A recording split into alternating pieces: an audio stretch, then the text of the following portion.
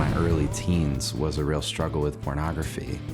And that was from my early teens to my late 20s. What pornography did for me was that it made me feel powerful when I'm feeling powerless. Traveling and ministering and still struggling and sharing with person after person and not finding what I need to be set free myself.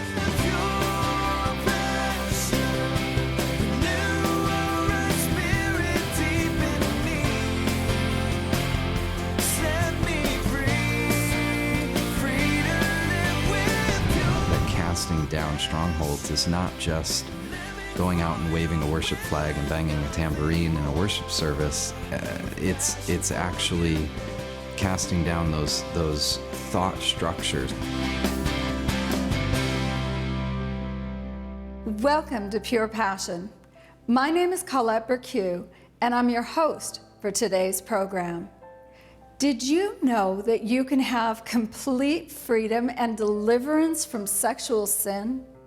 Jesus' sacrifice on the cross has made the grace of God available to anyone who will repent of their sins and put their life into His hands. This grace is not only the unmerited favor that brings forgiveness of sin, it is the power of God to set you free and to keep you from falling. Today's guest, Jonathan Welton, has written a book on this very subject called The Eyes of Honor: Training for Purity and Righteousness. Get ready for an infusion of truth and the faith necessary to believe God at His word.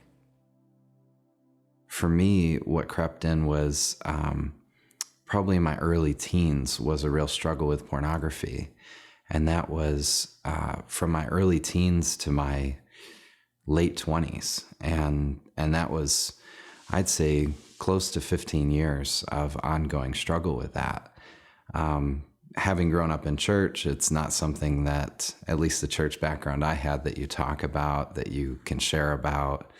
And when you do, you usually find another guy that you can open up with, that you can open your heart and you can begin to share.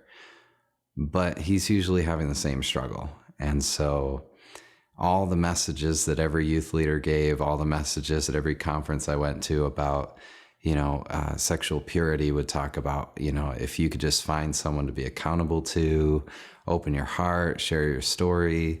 And I found that the weakness of that is that most of the people, at least all in my experience,